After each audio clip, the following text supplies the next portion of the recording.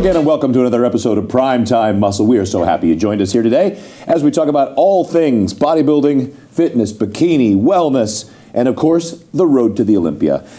Tim Wilkins, as always, joined by the one and only Tarek Elgindi. Tim, fantastic to see you. Love your outfit, but I gotta tell you, I don't like to give Chris compliments. You know that, but today, this man looks incredible. Chris? Incredible. Incredible. Wow. Wow. Thank you, put that on your profile. Thank you, my good pal, Tarek. So, Chris, the real deal, the Sultan of Swag, the Louis Vuitton Don. What are you wearing today? Who are you wearing? This is just off the rack. Nice. Off the rack this time. Didn't want to do too much. I am worth about $30K right now. Okay. But let's just go on with the show, shall we? Let's go on with the show. Guys, week after week, we talk all things Olympia. And you cannot understate what the Olympia means to both the fans and especially the athletes. There is something magical and immortal about that title. Yeah. Arnold Schwarzenegger won the Mr. Olympia 7 times. His documentary on Netflix came out, and when he described his bodybuilding career, all he could say was, the Mr. Olympia. He wasn't really mentioning any other shows that he had won or participated. The Mr. Olympia was his life. Lee Haney is known to win the Mr. Olympia. We don't remember Lee Haney for winning other shows. Dorian Yates, he won the Mr. Olympia 6 times. Of course, he won other shows, but we don't really remember those shows. Ronnie Coleman won the Mr. Olympia 8 times. When you think of Ronnie Coleman, you think of Mr. Olympia. It is the greatest bodybuilding show in the world. And sometimes you can spend your entire career winning other shows. There are great shows around. You can win the New York Pro, you can win the Tampa Pro, you can win the Arnold Classic, you can win a lot of other shows. But if you don't win the Mr. Olympia, you are not going to be registered in history as one of the greatest bodybuilders of all times. And listen, you can't deny some of the legends we've had. Flex Wheeler, Chris Cormier, but Kevin Levrone. But if you could go to Chris Cormier and say, Chris, would you exchange your 4 Ironman titles for 1 Mr. Olympia? He would exchange it. Dexter Jackson, staple his name there. And Sean Ray was the first one to say, and for Sean Ray to give credit to somebody, that's very hard. Sean Ray said, my name was not there. Kevin's name is not there. Chris's name is not there. Flex's name is not there. But Dexter's name is there. Is the Mr. Olympia or nothing for a lot of these guys? Now, Chris, he dug out of that. I noticed there was a few times he was saying Mr. Olympia or nothing if you haven't won, and he was looking at you and leaning in and leaning in and leaning in. I thought, oh, come on, man. And I felt it. It hurt, didn't it? It hurt. But would you? How fast would you exchange those 4 Ironmans for that Sandow? Well, Tim, maybe I would do that. And I would say the 4 titles, if you think about the experiences I had getting ready for those shows, those Ironmans, there was like getting out of bed, driving 20 minutes from my house, getting on stage, having those lights. I mean, beating Flex Wheeler, jumping off the stage, jumping into the crowd of all my supporters. I would trade that for the Olympia. Just one night of being the best in the world. Although I do feel all of us that didn't win the show, didn't win the Olympia, at one day, no matter if it was a show day or not that day, one of us was walking around the earth with with the best physique on the planet. For that one year. Yeah, for that one, even if it's that morning, that day, there was no one else in the world better. And that's just a testament of who was vying for that title and didn't get it, but was very close to, it's just the, apples and oranges type of thing. But to win that title, I think we all would have been like, okay, now I can kick my feet up, even if it's just one. Just one. Just one. So guys, it's actually kind of a short change this year. They moved the Olympia a couple months earlier, so you don't get your full year of holding the title. But there's a thing now, and you have to qualify for the Olympia. You have to win a show. The point system is gone, which is great. You know, you can't take 5 seconds and then the top guy is really not there. But the top guy, you got to win a show. But guys aren't doing what you did. They're not going out and they're not touring the world doing 2, 3, 5 shows a year to an extent. It's the Olympia or nothing. Once they're qualified, they're all in for next year's Olympia. You know, Tim, you bring up a good point because right now with the internet and people become very immediate about their success. You post a video, you post a picture, and you get that immediate satisfaction. And a lot of times they might perceive as, I want everything or I want nothing. And hey, I don't blame them. You know, if you went to a lot of football players and you said, hey, you can win 14 games in the season, or you can win 6 games in the season, make it to the playoffs, and have a chance to play at the at the Super Bowl, right? The Super Bowl is where the entire world is watching you, is the most watched. You know, and bodybuilding is the same thing for us. So I'm not watching the Seahawks against the Chargers on the third, week of the season. But even if my team is not playing in the Super Bowl, I'm watching that game. The Mr. Olympia is the same thing, and is a lot of times is the same thing for the competitors. A lot of times, some of these guys, they might be starting their career, and for them, just to be an Olympian is everything. You don't hear guys going, well, I'm going to skip the Olympia so I can do this show. They skip other shows so they can be better at the Olympia. Yes, I think that is the measuring stick for your class, for your division. So you're sizing up, how do you compare to the top person that was picked to represent that category and to be, told that that's the standard. That's what you need to look like to be the best. And that's where I think, this special competition, since when I was younger, just being in the top 10 was my actual goal. So that's what I was going to ask. That was my next question.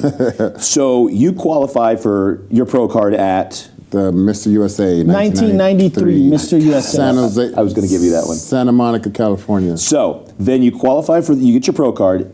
Which show did you qualify for the Olympia? I went straight to the very first show I can compete in. I was an Ironman, and I placed second behind Vince Taylor. Oh, wow. And I was in front of Aaron Baker, who was, people that I looked up to since I was a teenager. Like, I got a chance to be on stage with them. And, it was some other great champions that I grew up watching and watching in the magazines. And, they were it was one that was to my right. He was crowding me out.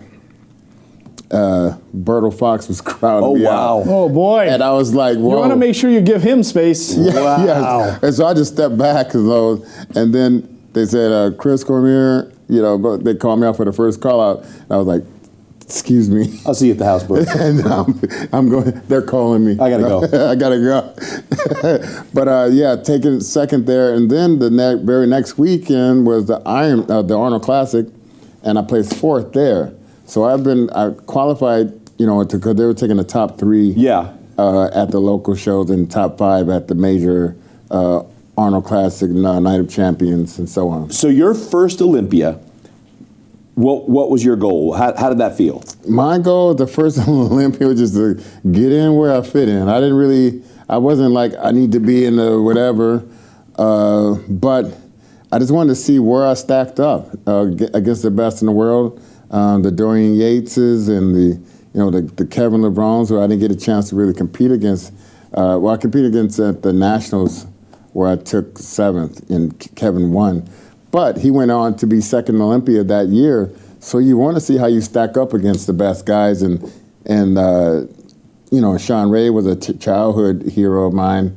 I want to see how, in my first crack at... You say that because he's a lot older, right? He's a lot older.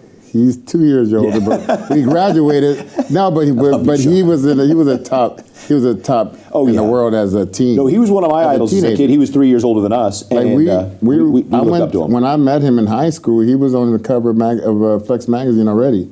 So it's still that's saying something. But I placed 6th in my first Olympia, just to be in a pose down with those guys, and I beat Nasser. I beat a lot of competitors, and back then it was no time limit on your posing. So I posed to what was it? Dang. Versace. No, it was Rick James. Super Freak? No, not Super. Fire and Desire. 4.5 minutes long. Fire and Desire, and I was just like lip singing, and I was doing the whole thing. It was my moment, you know. So Chris brought up another thing as he dropped Vince Taylor's name. Just to have that Olympia brand on your name for the rest of your life, that title that you participated.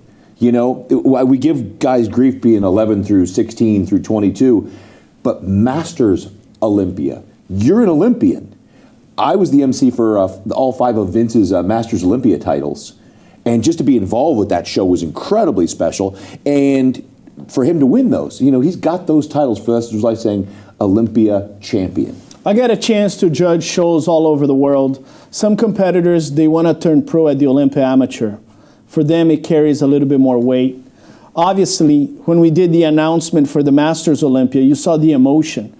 Juan Freeman from California, he lives in Orange, California, he said, Tarek, I'm going to step at the Olympia stage. Nobody can take that away from me. I'm never going to win the Olympia, but I'm going to step on an Olympia stage. And he was emotional about it. This is like a 6'3", 250-pound guy, you know, crying. I've known him for years.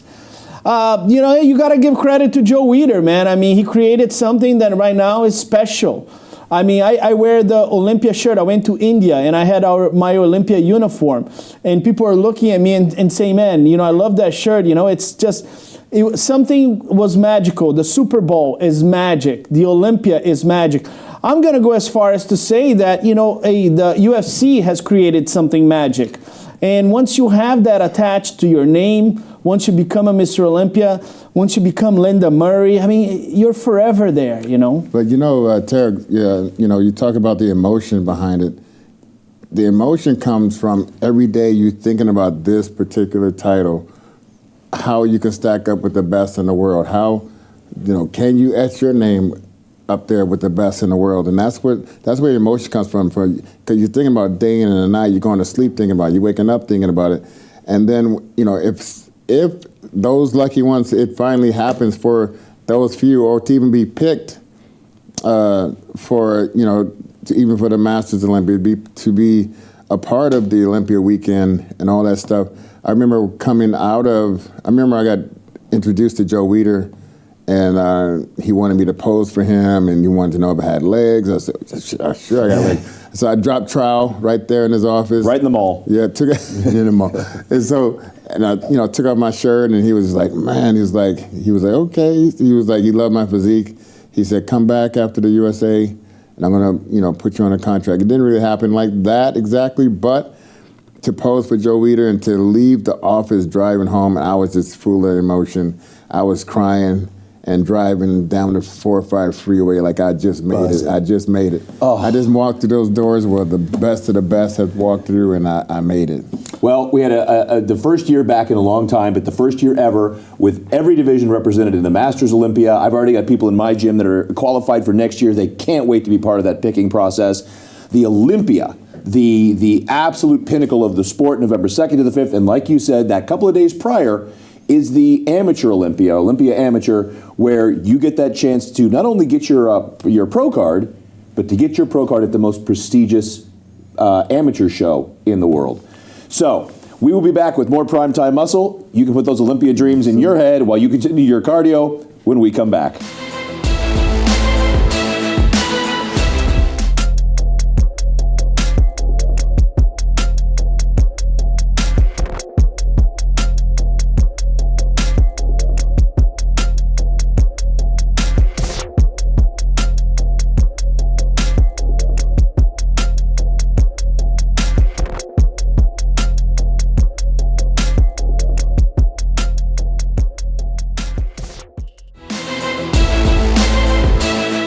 All right, welcome back. One of the most iconic names in our sport, one of the most iconic physiques, the one and only Sergio Oliva. We have the prodigy Sergio Oliva Jr. coming up the ranks, but you look back at these pictures and you think that was the best of the best in that era by far, and for good reason.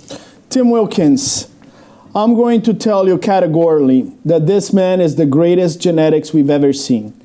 Flex Wheeler, Chris Cormier, we've seen amazing genetics, obviously Ronnie Coleman, Lee Haney, Phil Heath, but the greatest bodybuilding genetics is this man. Now, one thing that I want to mention is Jay Cutler often touches in the subject. The kind of equipment that this guy had, the kind of technology, knowledge, it wasn't available to these guys, right?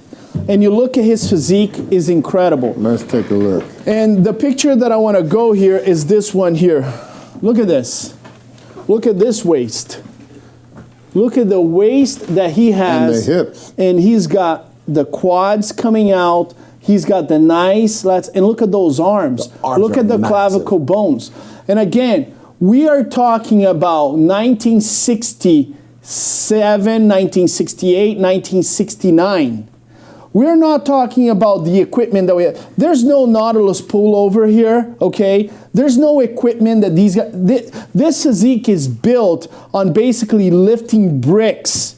And this guy... Circus dumbbells. Could you imagine this guy right now competing nowadays with all the technology, all the supplements, the hype on the internet? We would be talking about this guy like he was divine. And I got to tell you, I put him in front of Flex Wheeler. Chris is a good friend of mine. He's one of the greatest genetics, Ronnie Coleman. But this guy's number one. Chris, for the time, because people, again, the trolls at home or the people that are involved in the sport, oh, he would never keep up with this generation. No, he'd probably be in a different division and he'd be a 7-time champion. Well, I mean... Well, how big was he? Because he was like 240, 250 back then. At least. Yeah. At least. But one thing that stands out to me is the proportions. He was proportionally unmatched. I mean, and the way he beat Arnold, all these things go. If you look down here at the calves, I don't know if you guys can see it at home, but his calves and his biceps and his neck looks almost identically in circumference. So look at those calves, look at the quads, and look at the small hip bones, as opposed to Arnold probably had wide hip bones, walking all slew-footed. This guy's like super athletic, and he probably shocked the shit out of Arnold when he came there. And it's like, especially with this pose here, and just looking just like, okay, you know. And this was a beautiful this pose. This is the Clubber Lane. But this isn't his iconic pose, and I'm going to ask you this question because. Right. So you get with a new posing coach, you go with any posing coach, you're going to do classic, you're going to do 212, you're going to do open, and you're trying to figure out what poses work best for your physique. So a couple of years ago, trainer goes, all right, try a victory pose. I go up into victory pose, my arms disappeared. They were gone. You ever do a victory pose? Nope. Because you have to have those arms to do a victory pose. I was not going to do a victory pose. Or your arms go away. You have to have that tricep and bicep shape. I try to hide my arms as much as possible. Yeah. Yeah, I'm not trying to flare them out. It's not a whole lot of wind up, not a, just... No. But that was one of those things. You gotta have it. The density and beautiful thickness of those muscle bellies, on those lats especially, and the chest, it's just stunning. Tim, I always like to take in consideration, look at this guy's arms and compare his arms with the current Mr. Olympia, Hadi Choopan. Maybe Hadi might have arms bigger than him, but we're talking about this man competing in 1967. Could you imagine if he had the technology? And I think Sergio Oliva Jr. was ahead of his time. And unfortunate, he didn't have the opportunity to benefit from some of the greats of bodybuilding. If you look at Ronnie Coleman, he had a chance to look at Arnold Schwarzenegger. If you look at Arnold Schwarzenegger, he had a chance to look at Sergio Oliva Jr. Before Sergio Oliva Jr. Senior, Larry Scott won for 2 years. There wasn't a lot of information available. The sport was just starting. So if somebody discovered something in Germany about leg training was not available to Sergio Oliva Jr., you have to take in consideration that this man built this physique with little access. And coming from Cuba. Exactly. So, and guys, when we talk about supplements and we talk about diet, learning what we've learned about diet in the last 40, well, now we're talking 54 years. and the amount of protein and carbs and quality of foods, because they didn't have like a defined quality of foods. Whey protein isolates and things that absorb into your body, glutamine, creatine, the things that can fuel these competitors now that he was just eating, who knows what, steak, potatoes? Let me make a controversial statement here. And I know Chris will back down. He won't have the courage to come with me. If Sergio Oliva Jr. was one of the senior. If Sergio Oliva Sr. was one of the bodybuilders in the 90s, he would have been better than Ronnie Coleman. Crickets. I mean, of course he would have. Of course he would have. He never had. I mean, look at the waist on this guy. You won't see him, breathing in out of his stomach. None of that. And a lot of the information would have been better. The equipment, like you said, would have been better. I would have loved to have seen this physique in the 90s, and just the proportions. We're talking about 10 Mr. Olympias in the 90s. In the 2000s, he would have beaten Phil Heath because he has larger clavicle bones. So he would have taken that from Phil Heath. He could have potentially beaten Jay Cutler because he could still have the mass. Potentially. If he was an Arnold class, Arnold generation, he would have beaten Arnold because of the legs. So you think he's the greatest ever? I think. Is he the Muhammad Ali? I think that the most dominant Mr. Olympia we've had is Lee Haney. Because a lot of the young generation saw Ronnie Coleman, they think Ronnie was the most dominant. Ronnie was not the most dominant. Ronnie lost to Gunter. There was 2001 that was controversial with Jay Cutler. Lee Haney was the most dominant. But we didn't have the internet. What I'm saying is that Sergio Oliva Sr., if he was in the 90s, he would have been better than Ronnie Coleman. If he was in the 70s, he would have been better than Arnold Schwarzenegger. And I think if he was in the 80s with Lee Haney, he would have beaten Lee Haney. I think this man was possibly the greatest genetic freak we've ever had. We just didn't get a chance to see him that often because the sport was starting. Yes, and just from the history of everything that was involved with him going against Arnold, coming from a different federation, when his career stopped and then it stopped and then it started again. He came back and was at the 85 Olympia, but he was much older then. He was way past his prime. Oh, yeah. But he still, he had, Junior in his hands on stage at the end. That's very iconic. Like Simba. Hold Yeah, up like over his head. Perhaps the next Olympian. Something like that. Pretty good. And today's generation, you win one show and people start calling you the greatest of all times, right? You're the GOAT. But in the perhaps NBA, the next myth to have that on you as a baby, man. No pressure. In the NBA is the same thing. You win one championship and people are calling you the GOAT, the GOAT. And even Michael Jordan, he was an incredible basketball player. But because we didn't have, look at the stats of Oscar Robertson. He was an incredible NBA player. But we just didn't have access to watch Oscar Robertson. We didn't have access to watch some of these old baseball players. And now because of television, we glorify some of the young guys. But we should never forget history. And Sergio Oliva Sr. is pure history of bodybuilding. Well, and you bring up a great point. When we compare other sport GOATs from their era, we wonder how they would compete. Well, we know he would have had different training methods, different machines, different supplementation, different nutrition, and who knows where the genetics would have taken that physique with all those benefits. I would say he would go all the way to be the greatest of all time. And also, as talking about the history, Tarek, I want all the young bodybuilders and all the young competitors to look back at the history, learn from who started, and just go down the list. Because when I started bodybuilding, the first guy that gave me he gave me a stack of magazines starting from the 70s, and went up. It was from 1970, and then went up to the year I was. But I wanted to start from there, and I just went page by page and looking at each person and what can I learn from this person. and I just wanted to know the history of where I was trying to go. See, that's what women can't understand sometimes about the men that are in the sport. And you go, okay, a guy gave me a stack of magazines, and the civilian world goes, oh, stack of magazines, huh? With us, it's a stack of workout magazines from 1978 to 1992. We start flipping through, going, how to build bigger arms in 12 weeks, how to thicken your chest. You know, that's what we get. Tim, every young man in the world, in every country in the world, has at one point in their lives looked in the mirror and hit a friendable biceps. There's a small kid in India, in Nigeria, in Russia, in Brazil.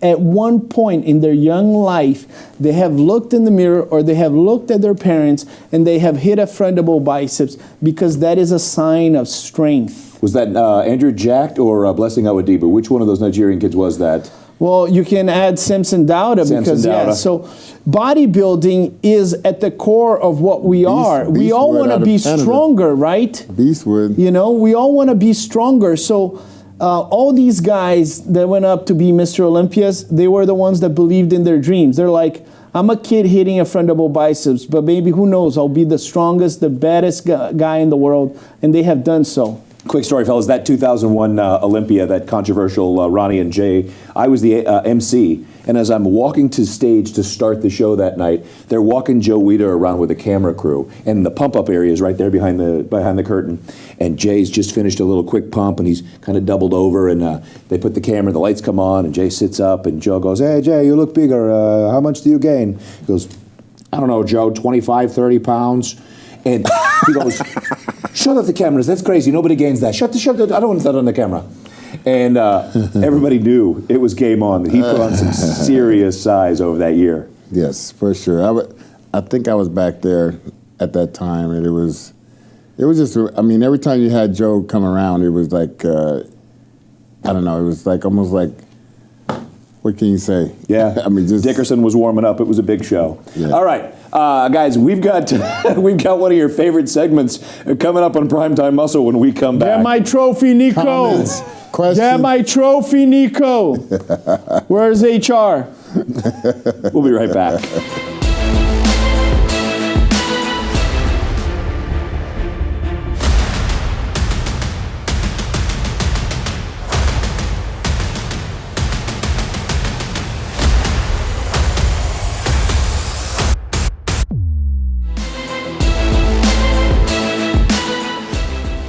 Welcome back to Primetime Muscle with one of our favorite segments and one of yours as well, Primetime Muscle Trivia, one of the greatest rivalries in bodybuilding. We have people in all divisions that are vying for that top spot, but nobody, as much as they want the Sandow, wants the Golden Goat as much as Chris Cormier and Tarek Elgindi. Let's start by welcoming our contender, the man who is 1-2 in this competition and not happy about it, the one and only Tarek Elgindi. And the two-time Golden Goat holder, Hall of Fame bodybuilder, please welcome Chris Cormier. Boo! Thank you. Two-time champ. A system that benefited him from the beginning. I'm guessing there's not a few times he's heard that. He's never heard there's a system that benefits him. Let me ask you this, Tarek. You've got a beautiful wife, 2 kids. What fuels you to be the Golden Goat? I take great deal of pleasure in defeating Chris Cormier. When I go around the country or around the world judging, I ask people, are you Team Tarek or Team Cormier? I would say 80% of people say Team Tarek. My goal is to have 100% of people saying Team Tarek. I'm with the winner at all times. He's lying. Chris, two-time champion that sits at 2-1 right now. What does it mean as the ambassador to the Golden Goat? I just want to crush Tarek's his whole reason for living. I just want to crush it every time because he talks so much crap to me, and I've let him slide so many times because I feel sorry for him. and that he's never won anything. He's never been a champion of anything. You don't hear He's this never on beat Jeopardy, me do you, here. folks? All right. So I just want to crush him. Let's start this game so I can destroy this place. Well, real quick, let's get down to business because I do like Tarek, though. I do like there's Tarek. always I don't feel questions- the same way. Always questions about the rules, Tarek. Yeah. I'm surprised as an American that has been here 35 years, you didn't know the rules to Wheel of Fortune. Well, He didn't grow up on it. No, I've had a job. He Most didn't of have- my, I've had a he didn't job. have a you know, television back well, then. I've had a job. I was You didn't have a actually television. working. So- you collecting the have unemployment, a watching the Wheel of Fortune. Last time you solved a puzzle with no money on the board. This time you have to understand whoever solves the puzzle with the most money retains the money. You have no Whoever ends the game with the most money Let's is our go. primetime Let's muscle go. Ticket winner. So it's time for Wheel of Muscle. Nico, put up the first puzzle, and the category is nicknames. Tarek, as our challenger, you can spin first. Let's Okay. go. Spin. Big hustle. Here we go.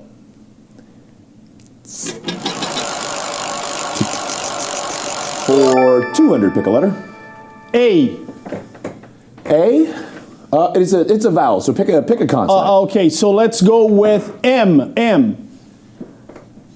And there is an M. Good start. Good start. All right, Good spin start. it. Spin again. Spin it, Nico. Don't get nervous, okay? I can always tell when you get nervous. Start moving. All right, back and forth. 400. Woo. And that could be a vowel? Go with a consonant, and then you can buy a vowel. Okay. What? Let's go with. start cheating. Let's go with. C. All right, is there a C? Nope. No. Chris, you want to give us a spin? And it begins now. Spin it up. Here we go, Chris. Wheel is coming around to a bankrupt. Big money T. Big money T. Is there a T? And there is a T. Boom. Do you see how that works? Chris, you see how that works? You want to spin? That's what I do. Spin or buy a vowel? Spin it up. All right, spin That's it up. what I do. I make money. You gotta make money to buy those shoes. H. H, he says. And there is an H. That's what I do. That's what I do. All right, I do it Chris. so well. Spin or buy a vowel? Spin it up. Spin it up, Make Chris. that says. money, baby. Gotta buy some new shoes. Oh, almost. Oh, bankrupt. shoot. 300. Where you going, Chris? Wow. Let me see. 26 letters possible, Chris. We've used 4 of them. It's 22, Chris. Oh, for the love. Say an S. An S, Don't Chris try says. to get in my head. There is no S. That's what you messed me up. You have control of We it. don't have You the messed whole me day up. here, brother. I got $1,000 and you got 200. Let's go with spin. We're going to spin it. They don't After have, that, if you want, you can buy a vowel. I'm gonna interfere too because you interfered. 300. Okay. Let's go with L. L. And there is no L. You got no money. Go ahead. Spin it up. I love beating you like this. Shut the hell up. All right, 400, Chris. I'm gonna go with a K. K. Probably one of the strangest choices you could have made. There was no K. Okay. Spin it. We're going to spin Tarek 200, but remember, whoever solves the puzzle actually gets the money. 100. Let's go with the letter P. And No P. way.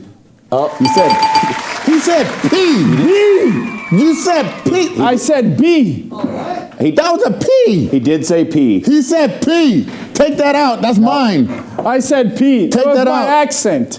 No. Oh, so then get P for me then. And I want Well, B we next. know there's a B now. All right, get back over there, Chris. Take that away. Get back over there. We'll leave Take the that B up money there, away. Chris. See, I'm not standing for that, man. P. That's Is like there a sliding. P? That's like slide some in with the judges. That All right. little. Is Chris? there a P? You have control of the board. You got P.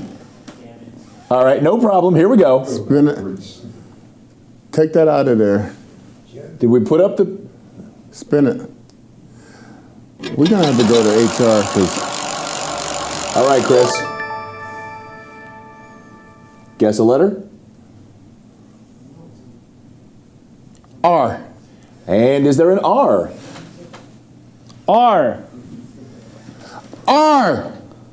No R. Spin it, spin it, spin it. Go to commercial. 400. Okay, guess a letter. I'm gonna go with. Fine. P. P. Now he P wants as a in P. Paul. Oh, now you want P? No, P. P. Now, it's the Okay. Derek got his P. Get your P. Chris? Back to the real deal. Spin it up. I can't understand what that is. 500, Chris.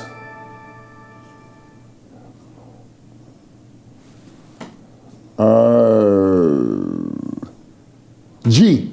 Do we have a G? There is one G. Where does that Boom! Okay, nicknames. Spin it up. Spin or solve. Chris wants to spin. Spin. Oh, Chris. 200.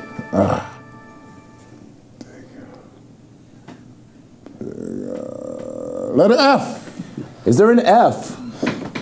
I got it! I got it! I got You it! want to spin or solve?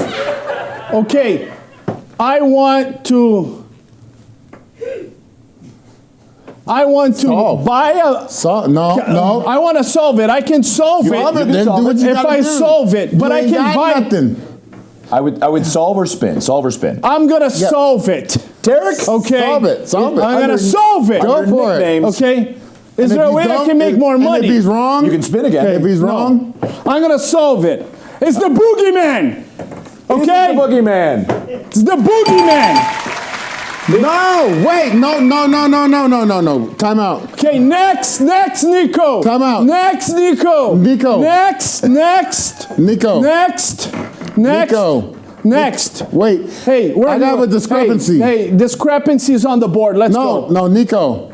There was no E up there. He didn't need an E. Yes. It's with a Y. No, it said it said go back and show me. He hadn't filled it in yet. No, but there was no E there because I would have said the before because I put the H. There was no but you have to E. you buy a vowel.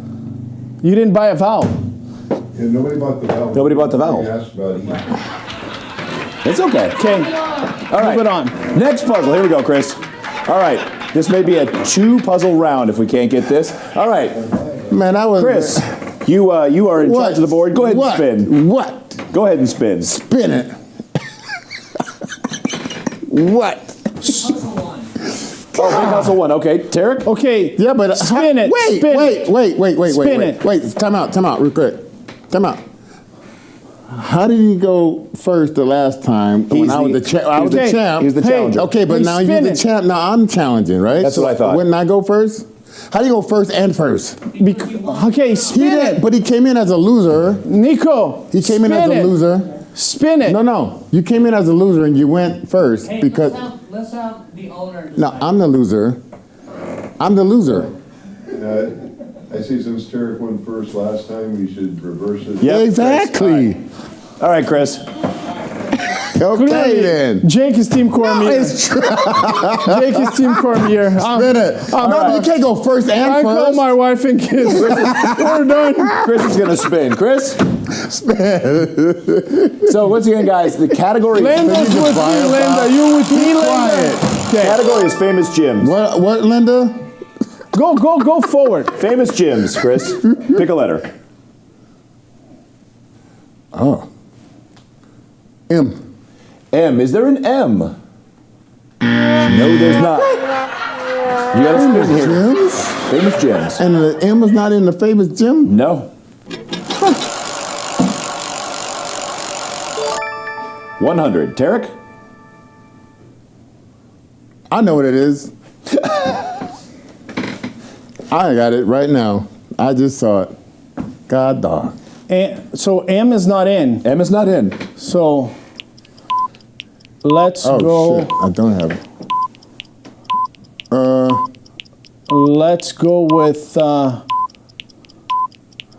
Let's go with P. Is there a P?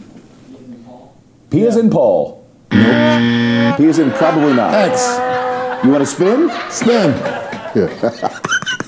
I'm just coming with it. Chris, you're going to be guessing for 700.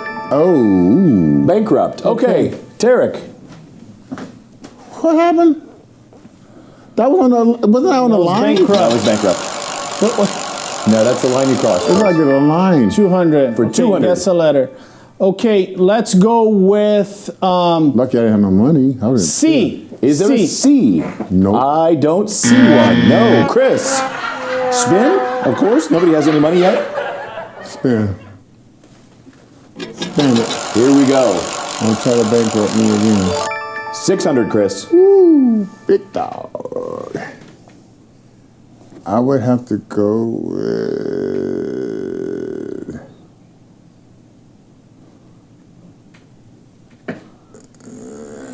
S. Is there an S? S as in Sam. Yes. And yes, there is an S. And Chris, remember, you can buy vowels. How do you buy a vowel? You just say, I want to buy a vowel, and you guess a vowel. Spin. Spin it is. Buying a vowel. You buy those shoes, you won't buy a vowel. All right, guess letter, Chris. G. G. Is there a G? G, I think there is, Chris. And there it is. There's one G. Famous gyms. Boom. Spin. Spin. If you know it, now's a great time to solve. 700.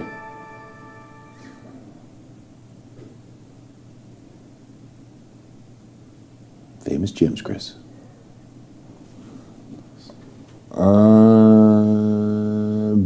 Buy a vowel. Okay. E. I think you have to pick a letter here, Chris. You had an option. Oh. You had to pick a letter. Oh. What do you mean pick a? You got to pick a letter. You can buy a vowel after. Oh. Sorry. 10 seconds. 10 seconds, Chris. Boy, hey, stop changing the goalpost.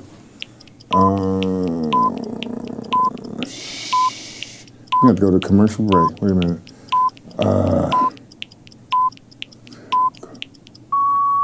Chris?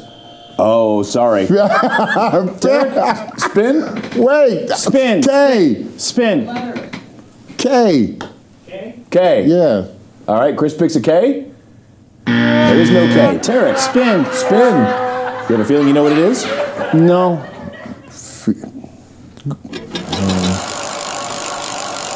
What famous gym? 600, Tarek.